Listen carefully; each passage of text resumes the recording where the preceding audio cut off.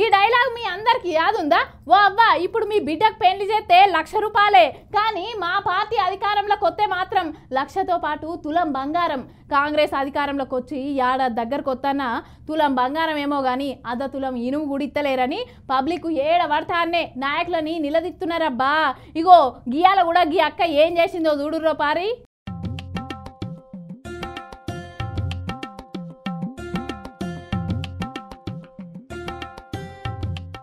రాజకీయ నాయకులు ఓట్ల ప్రచారానికి వచ్చినప్పుడు వంగి వంగి ప్రజలకు దండాలు పెట్టుకుంటా అలా పోరగల ముడ్లు కూడా కడుక్కుంటా ఫోటోలకు ఫోజులు ఇస్తారు బాగానే. ఇక దానికి ప్రజలు ఉబ్బిపోయి అబ్బా మా నాయకుడు మా పోరగాని ముడ్డి కడిగిండు, మాకు దండాలు పెట్టిండు, ఇక గీళ్ళనే అధికారంలో తీసుకురావాలా కానీ సంబరపడుకుంటా ఓట్లేసి ఇక గాళ్ళని గద్దె మీద కూర్చుండబెడతారు.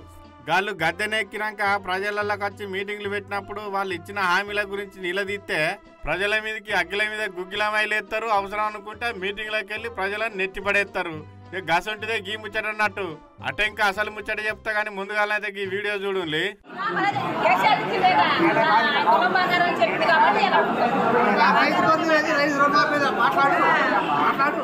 చూసిండ్లు కదా, ఖమ్మం జిల్లా వైరా నియోజకవర్గంలో తనికెళ్ళ అనే గ్రామంలో కళ్యాణ లక్ష్మి చెక్కులు పంచుతందుకు పోయిండు కాంగ్రెస్ ఎమ్మెల్యే మాలోతు రామదాసు నాయక్ అన్న.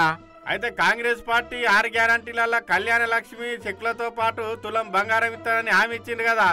ఇక అందుకే ఈ అక్కకు యాదికొచ్చి సారు మరి చెక్కే ఇచ్చిర్రు, తులం బంగారం ఎప్పుడు ఇస్తారని అడిగితే తీసుకునే నీకే గంత కోపం ఉంటే ఇచ్చే మాకెంత ఆవేదన ఉండాలని అనవచ్చిండు ఇక ఎమ్మెల్యే రామదాసు నాయక్ అన్న.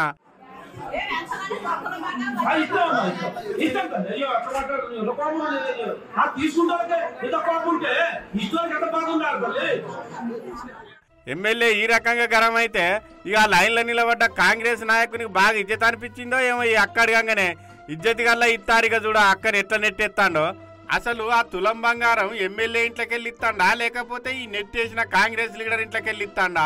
ప్రజాపాలన ప్రజా విజయోత్సవాలని చెప్పుకుంటా మరి ఇంకా ఇత్తలేరేంది సారు, ఏడాది సంబరాలు జరుపుతాడా అని జనాలకి ఇట్లా నిలదీసి అడిగితే జనాలను నెట్టేస్తారా?